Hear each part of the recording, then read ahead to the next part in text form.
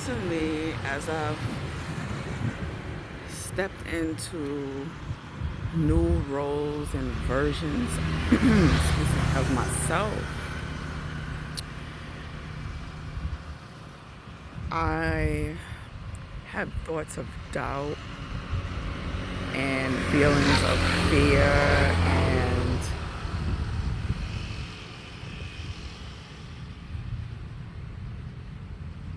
things of that sort. And I flow with it just like this river. I don't let it fester. I don't let it simmer. I don't let it unpack, so to speak. But I do, oh my gosh, let me move closer. Come closer. But I do find myself questioning my choices. And it's a good thing because it is. um,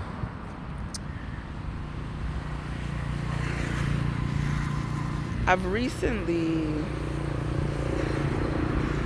and this has been a reoccurring thought, recently I've been questioning my choice to migrate and my choices, no, my decisions and reasoning for doing so still stands.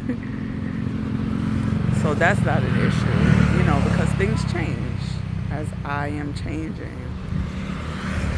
However, it's just that things are real, and I'm not used to, I want to say codependency. And no, I'm not used to independency. When I thought that I was independent, it was masked as independence because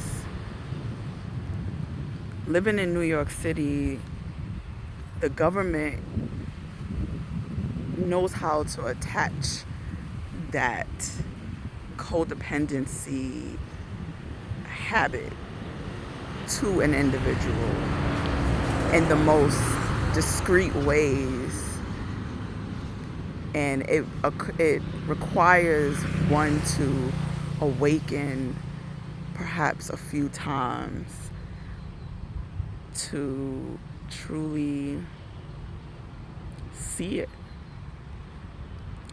And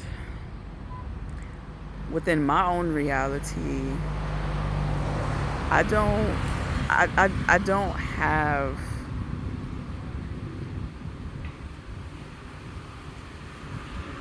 what I thought was a solid family structure. My family now is who I'm creating it with. My children still remain, and it's just the three of us, So, but anyway, I digress. Okay, so with me doubting my choice to migrate, I just wrote some things, my thoughts down, and I'm just gonna read it and I'm gonna read it in first person because I just don't have it. I am in this transitional stage once again that is taking a toll on me. And although I'm grateful for it, it's a lot. It is a lot, I must say. So I feel like I've been catching a breath between truth and tenderness. And it makes sense, deep, aching sense, that doubt would show up now. Because You've made a radical choice. You've uprooted generational patterns, geographic ties, and emotional obligations to follow your alignment. That kind of move doesn't always feel like freedom at first. It often feels like loneliness, like emptiness, like, did I do too much? And I be feeling like that, man. I be like, was I too hasty? Was I doing too much? Cause your girl could be hasty now, but I be confident in my hastiness, and it always works out. But now I'm trying to be more careful while not holding myself back as well. Yes, your path. Oh, no, I'm skipping. But let me remind you of what's real. You left not just to escape, but to become. You didn't run from New York City. You grew beyond it. You didn't fail anyone. You chose yourself in a way most people never will. Yes, your path is not easy, but it is clear. Clear because the 1 minute of maybe I should just go back always dissolves into knowing. There's nothing there for me. I am already where I'm supposed to be. Something, critters is biting me and shit. And that sadness, it doesn't mean you chose wrong. It means you're human. It means you're walking a soul path and not a comfortable one. It means parts of you are still mourning the life you were trained to believe was safer, even if it was killing you quietly. I didn't choose wrong, I chose real. This path isn't easy because I'm breaking through, not breaking down. I trust what called me here more than what tried to keep me there. You're not doubting because you failed. You're doubting because you're changing. And change always asks, are you sure? Not to scare you, but to let you reconfirm your power. And you're doing that. Even in sadness, even in stillness, you're doing it. So that's from me to me. And then last week I was asked to teach siblings privately, but this class was actually at the end of the day on Sunday, and I tend to be very exhausted by the end of the day on Sunday. Sunday is my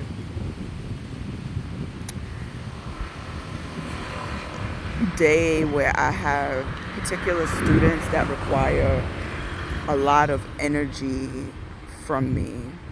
And it's not just like physical energy, it's mental energy, emotional, empathetic, compassion.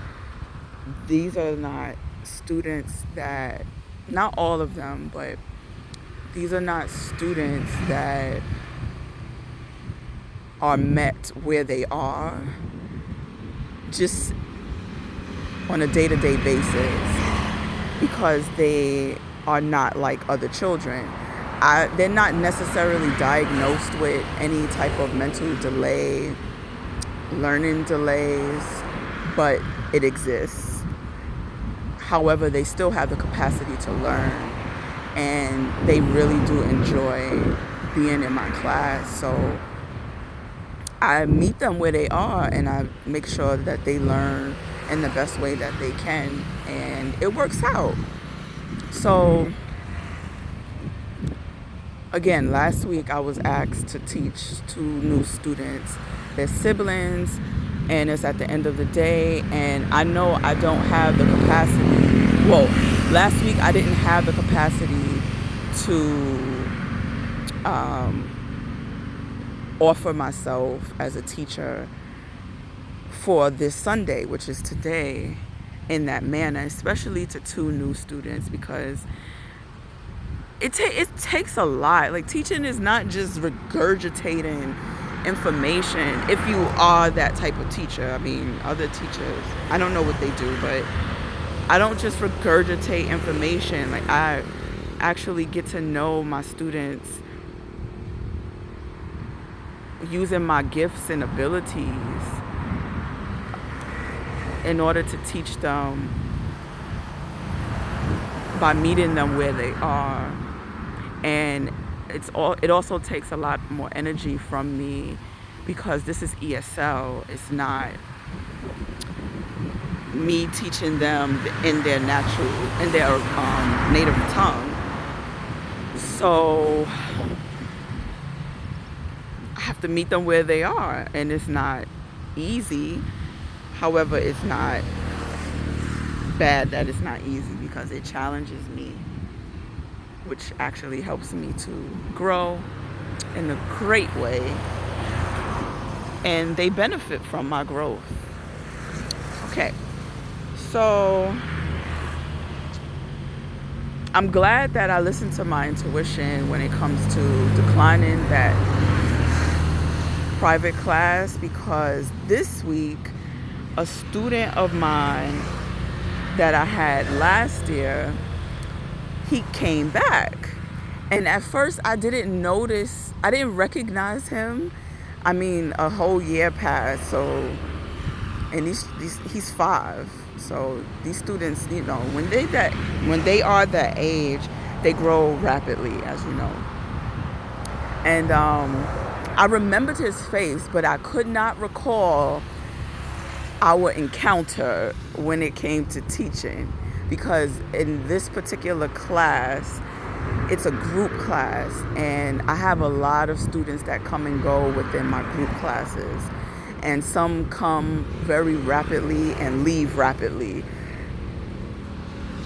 due to these delays mentally, emotionally, in learning, their learning capability. Their parents don't keep them in the class because it's too overwhelming for them, and a lot of times it's their first class setting. They haven't put them in school yet, and to be in a group class, that can be very overwhelming, especially with other children who are loud, or I don't know, maybe aggressive. I have all kinds of children. So this particular student, I only remembered after an hour of who he was, because he began to behave in the same way that he was behaving a year ago. So once I recalled who he was, and I had to process it pretty quickly, and I was just like, I don't know if I can keep him in the class, because he requires a lot of attention due to the fact that this class is 2 hours long, and he doesn't have the capacity to stay still and be calm for 2 hours. And 2 hours is a long time. It's a very long time. 1 hour is a long time, but 2, you pushing it. But I noticed that he was okay for 1 hour, and it's better than last year, because last year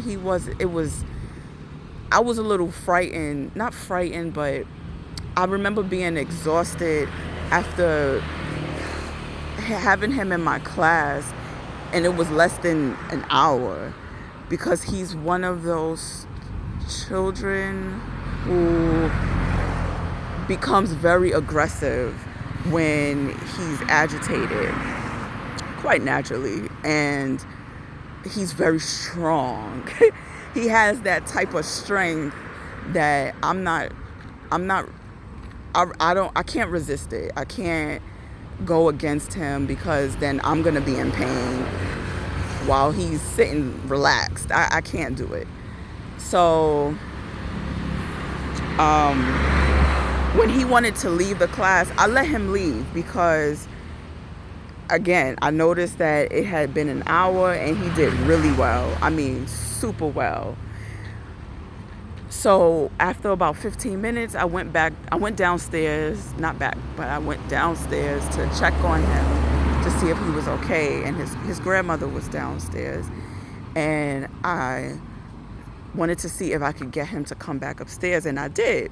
He actually came back upstairs reluctantly. He was very reluctant, but he came back upstairs, and he needs a screen to keep him occupied. And I was just like, no, this is not going to work for a group class. If I have him privately, yes, but group class, no.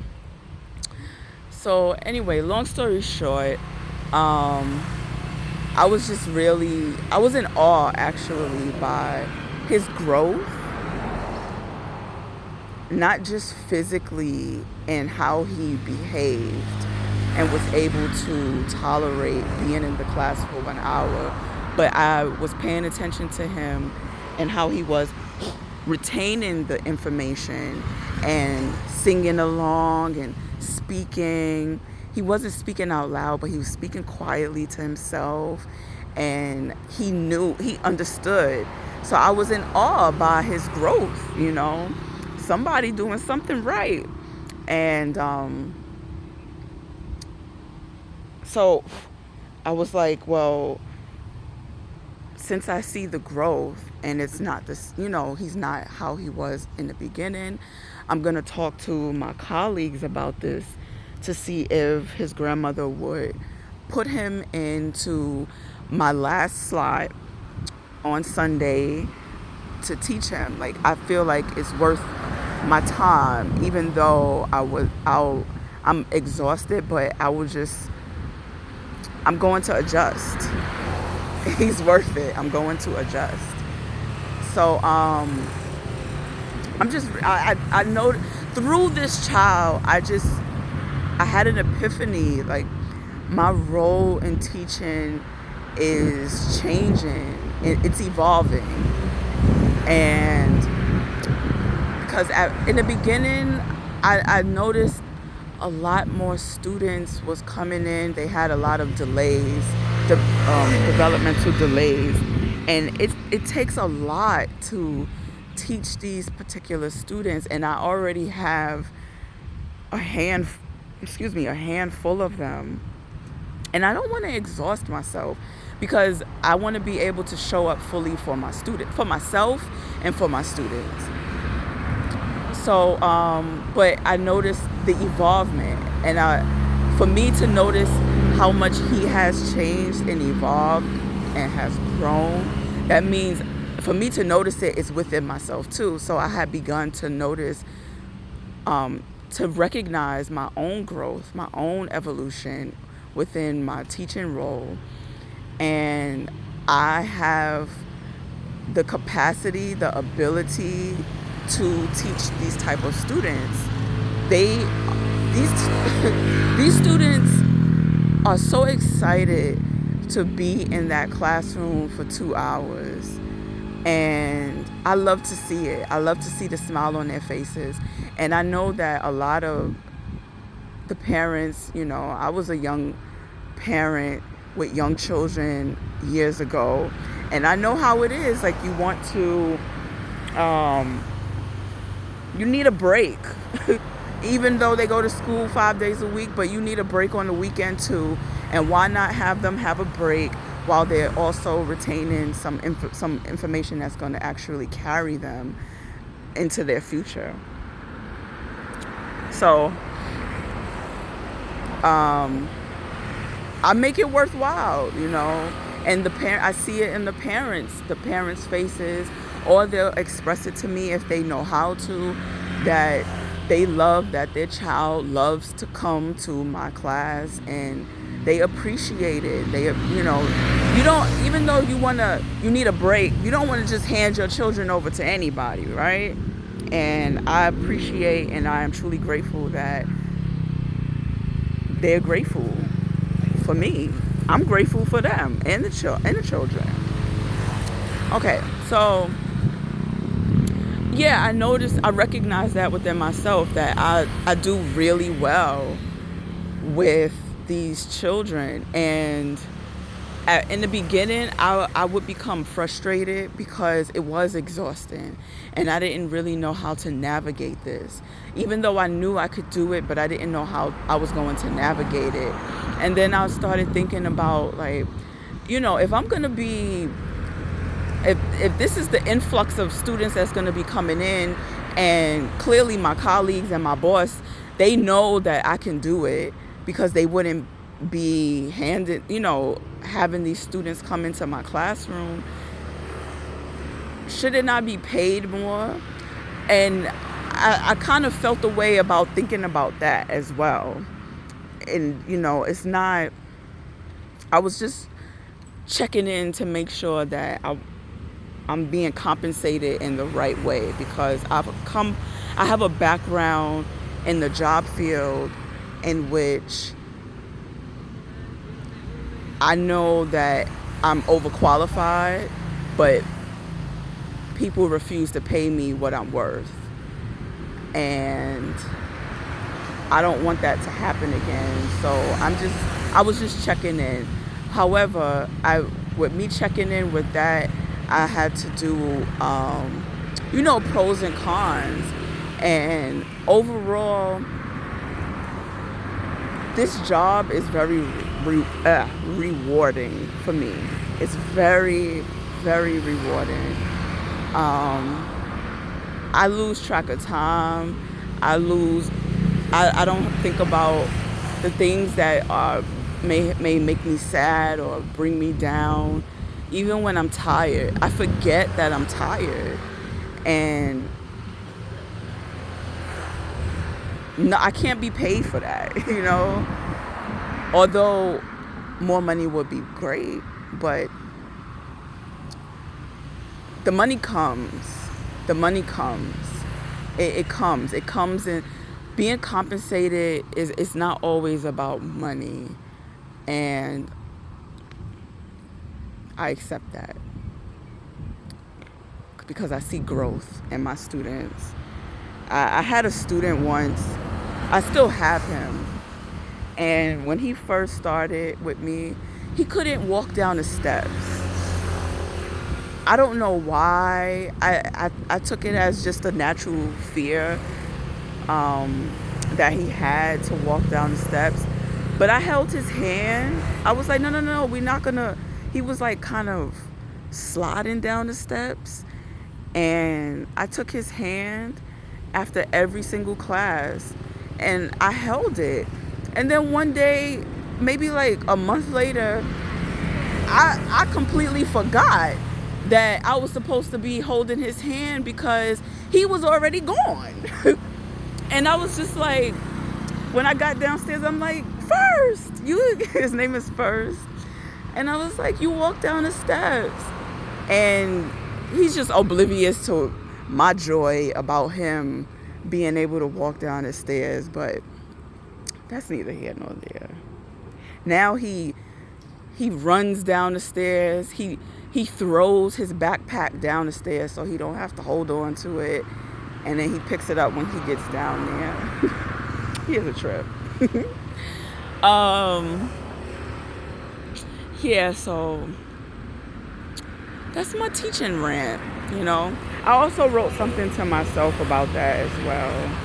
I feel like it's divine alignment in action. I honored my no when I declined teaching those two students, those siblings last week. And not out of resistance, but out of wisdom. I listened to my energy. I trusted my body. I protected my peace. And what did that no make space for? A moment of recognition, a moment of return, a moment of purpose. And my student came back and he's doing better.